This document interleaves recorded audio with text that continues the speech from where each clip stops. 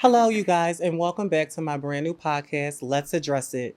And today, you guys, I have a very, very special guest. This lady has been around for a very long time.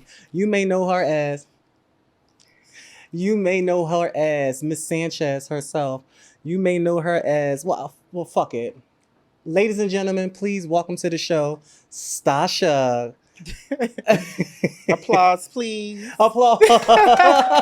Yeah. Word. Listen, not that she got the audience to really applaud for her work. Oh, yes. First of all, thank you for coming on my show, for agreeing to come on my show, and for coming on here and just talking, just agreeing to come on here. Like as girls, like sometimes they be like, "What this bitch want me on her show for?" Like, you understand what I'm saying? So for you to actually come up here to like just talk and just to show me love, because we didn't always have a good start at first, but we are sisters now.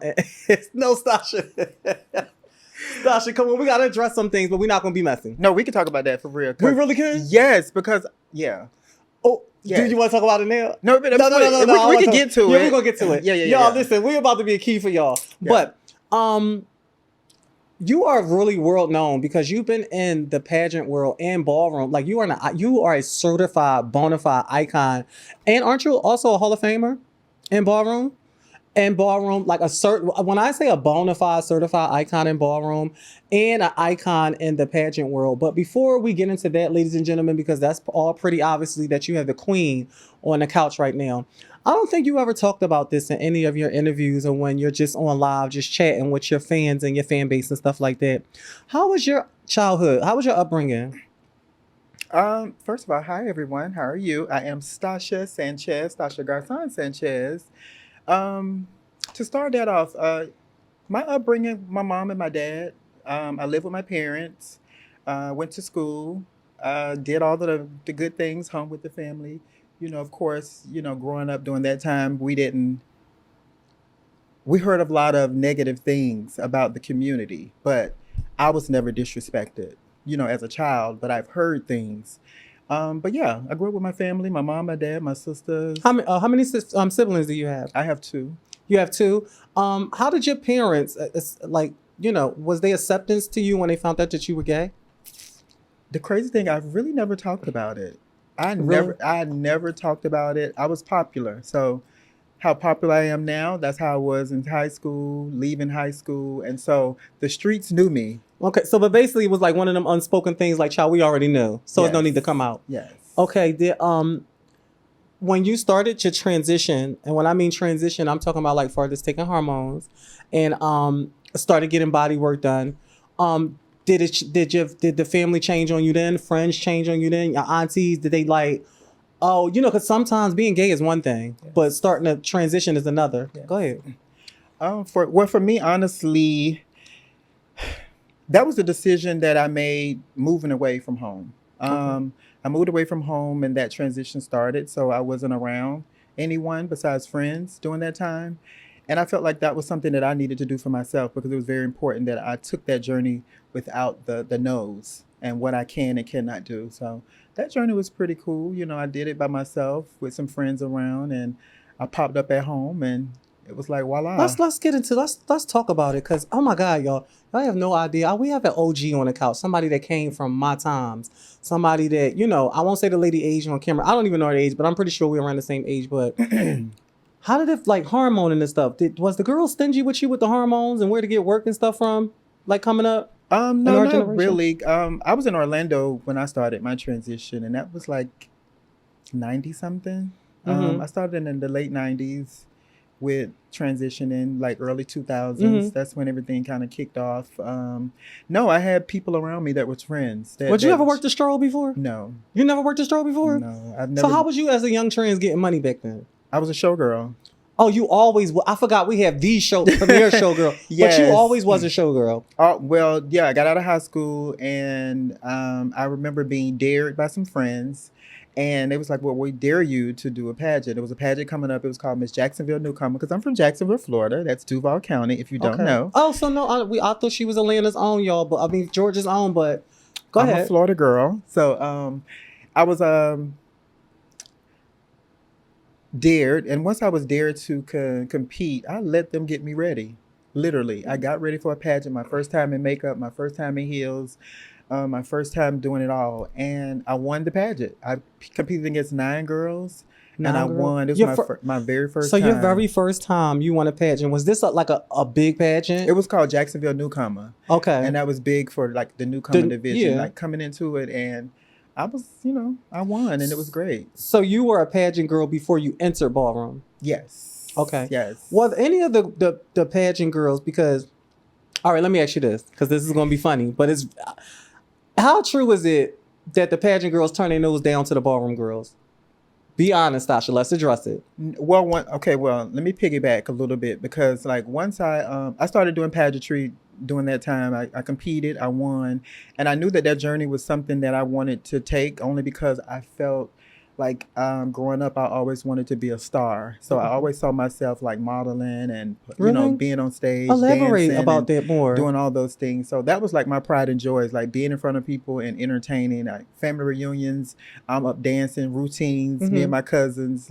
It was just a good time, and I just knew that was for me. Entertaining the masses. Entertaining the masses was for me, and I literally started it, and then I said, okay, well, I done it, I won, I performed, but now I'm done. I don't want to perform anymore. Wait. Well, tell the peoples what you mean by that. I'm getting to it. I'm a elaborator.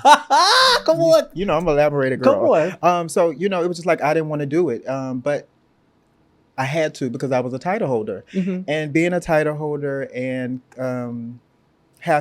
gotta perform. So I was getting paid, and the money was looking good, and that opened my eyes to say, oh, I can do this if I'm making money. Yeah. Okay. And pageantry took me to the next level. And I remember when I moved to Orlando, Florida, I started working at many like clubs there, as an entertainer, and which was a great resource for me. And I just kept doing performances. Like I performed everywhere from Orlando to Tampa to Miami. Okay, so let me ask you a question. And this is for me. I'm strictly a ballroom girl, y'all. I don't know about pageants. So I'm talking to all of my addresses and all of my viewers out there, or for anybody that's going to view this and don't know how the pageantry world works.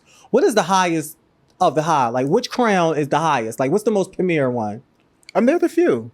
Oh, really? Yeah. It's not one that's this over. Like, you know how you got the Grammys? Like, what is the Grammys of the... Okay, well, this is what they like to utilize, because it's like Black pageantry was built because we didn't have any outlets, right, to showcase our talents and to be seen on national levels. So they created Black America, Black Universe, and that was where you saw a lot of Black excellence with Black entertainers like myself and some of the Raquels and the Nicoles and like all of the girls. You started to see more of us, Tasha Long, Tommy Ross. You started seeing those girls, Jasmine Bonet. You started seeing those. You started seeing that type of entertainment from pageantry, from Black pageantry. So you also have like Miss US of A, you have Miss Continental, and of course I've won all of those. Come on, give me some. I won all of girl, those. Give me some. Don't leave me hanging out there, girl. Because I'm about to go give you your stuff. Let me give you your stuff. Give it to me. So, Stasha, you have won. Give it to me. Give it to me. Come on. Well, all right, so you have won MBU in 1997. Yes. And then you turned around and won MBA. That's Miss Black America. Miss Black America in 99. Yes. Oh, well, only 2 years. I also say, then you came back. I won Sweetheart. That was in 2002. I just didn't jot that down. You didn't jot that? Because I knew. Well, because I knew once you hit that, I would be able to speak on it, right? Oh, give it to me then. So I was Sweetheart 2000. I competed for Sweetheart in 2002, but I ended up winning in 2017. Can you break down what is Sweetheart? Sweetheart International is another national competition. It's for the masses. It doesn't matter if you are a woman of color or not. You can be any nationality. Yes. Okay. I won Sweetheart. I won Miss Duval. I won Miss Continental. I won Miss US of A. I've also competed in Thailand for Miss International Queen. That's pretty dope. What is it like overseas? Amazing. It's really amazing. Yeah, like I was able to do a lot of great things over in Thailand with, I was second runner up. I was actually the first I was the first girl of color. over in Thailand competing to win. That's really big. To get second runner up. I take that back. Okay. To get second runner up, because of course Thailand, they're not thinking of black girls, right? So when I went over there, I had the opportunity of being second runner up. I won. I was one of the talent winners. Mm-hmm. I did like some of their commercials. Okay. That's decent. They interviews. You have interviews. girl, I'm going to give you your stuff, even if you don't let me give you. I'm going to give it to you because you ain't write a lot of stuff down. I know, because I know we can we can spread it out. Spread it out. Okay. Yeah. So I really want to ask you this: how many places out of the country have you been to? I don't know how many, but I've been a few places. I've performed in some places out of the country. I've competed in Thailand. I've also went to Austria, Vienna for a ball.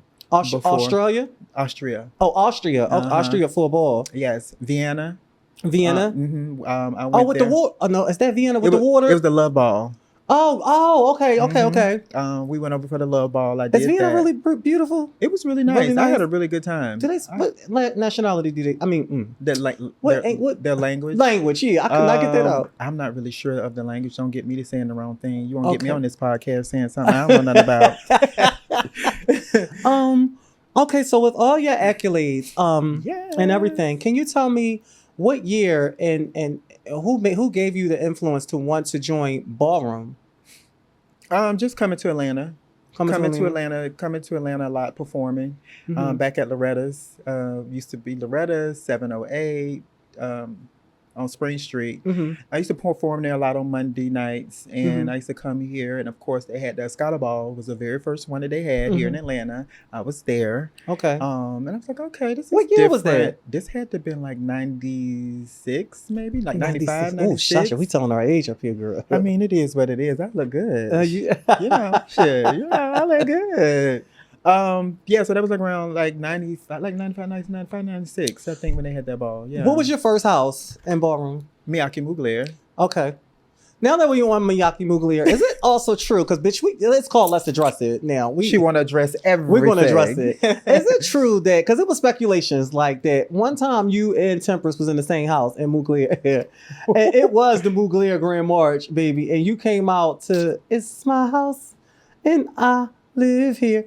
And they were saying that was some type of a low jab. That's what they said. Girl, Stasha, don't you do that. Nah, I know they didn't say that. Stasha, don't you? Hey, Candy. Hey, sister. How you doing? Congratulations. Now, Stasha, girl, let's address it. Okay, so being as though we all, how when there's two girls in the house, y'all both are face girl. Boom, I'm going to take you here. We can backtrack, but I want to go here. Who is your rival when it came to Femme Queen phase? I don't really think I had one. Stasha now, because Stasha. Let me tell you something. Right. And the reason why I'm saying that, and I'm so honest, I don't think I had a rival. People probably may have put me with people, but every girl that came out, that was fresh, that was coming out in the scene, their house members always told them to get me. Because you were the girl to get. Yeah. So, would you say at that time you were the queen of Femme Queen phase in the South? It was a lot of girls that I felt was the queens of Femme Queen phase. I felt like Atlanta had some good girls. Atlanta got some of the best girls. Atlanta had the girls. The girls, yeah. We had the girls Atlanta, you know what? You're right, because Atlanta got the face girls. In New York, we'll have a couple in New York. You got a Babe, and Renee was in Philly. Coming up, you had girls from different cities. Atlanta got it all. Like Atlanta had a package. Like it was you, it's Dee Dee, it's Temperance, Raquel, Coco, it's, Coco, right? Coco, hold on, right there. This your region. We in Atlanta, y'all. We in the dirty South. It's a lot of girls. But it was a lot of beauties here in Atlanta. Is Raquel before you in ballroom? Yes, she is. Yes, she started before me. I think they all really kind of started before me. Really, even Dee Dee? Yeah. Oh, I don't know why. They started before me. So, okay, let me ask you this: out of all the times you battled for face, have you battled Dee Dee more, Dee Dee Lanvin more, or have you battled Temperance more? Dee Dee. You battled Dee Dee more. Yes. So you and Dee Dee, that would be your rival, bitch. That's what you wanted to get to. Girl, see, because you playing, you tiptoeing around this stuff. Hey, Niecy, how you doing? Shout out to your overall mother, Lanvin, Dee Dee. She undisputed right now. But go ahead.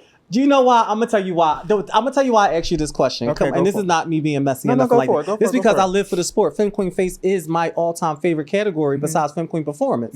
And Femme Queen, as a matter of fact, Femme Queen Face is everyone's favorite category. That's what that's the main event. That's the most prestigious. That's the highest, because y'all are the class. Y'all are the face of ballroom. The Femme Queens. So with that being said, out of all of the times you and Didi battle, would it go back and forth, or was it one of them things like, be honest, I want to know. Let the world know. Oh, Lord. Oh my gosh. Oh, I ain't never known Stasha to be on mute. I know, because I'm just not I don't like this. Not. I don't want to trigger. I don't want to trigger nobody or nothing like that. Okay, but just to be like as transparent as possible. I think maybe. Girl, let's address it, girl. Maybe, come on, maybe making it a thing. Maybe she beat me maybe like once or twice. Outside of like her grand prizes, because we never really battled for her grand prizes. I may have been there in the. Oh, okay. I get what you're saying. I get what you're saying. So we, like y'all ain't crossed them paths in her recent years of slaying the girls. You so like, basically what you said. Like when she won the 75, like we didn't battle. You didn't battle. But she was there. You had on yellow. Yeah, I didn't battle her. No, I know. Right. So what I'm saying is, you lost to Raquel that night? No, that was Temperance. So who you lose to that night? Temperance. Oh, you lost to Temperance. Yes. Yo, we got to bring that. That was for the 7,500. Yes. And Didi won. Oh, that was her first time winning the. Okay. Yes. So she won. You look fucking phenomenal that night. So she won that. And yeah, that was really. Because I was there one night. And she won the Chanel ball. Is that the night you was in the Barbie box? No. But bitch, so twice. Those are 2 times. So okay. So the 2 times. Oh, that's the only. Okay, all right. I get what you're saying. The Barbie and when the Chanel ball. Okay. Those are the 2 times that she beat me in a battle. Okay. All right. So this is like, you got, ladies and gentlemen, we're not starting no old rivals or whatever. We're not starting no old rivals. No, we're not starting no old rivals, but we are going to, I got more juicy conversation. She has to do my hair, so. oh, she do? Oh, see, that's sisterhood, y'all. And you know what? A lot of y'all probably think that the girls be really having issues with each other. It be y'all that be putting the girls against each other. Because I guarantee you, nobody else that watched this show that knows Stasha or that probably know of Stasha would never know that Didi do her hair. See? That's prime example how the girl. She's done, yes. She done your hair. So I was over at her house last week. See? So listen, we got more juicy conversation, y'all, because I ain't finished. Listen, this card is full with all my girl accolades and things of that sort. So we are going to get into some things on part 2 of Let's Address It. Oh, yes.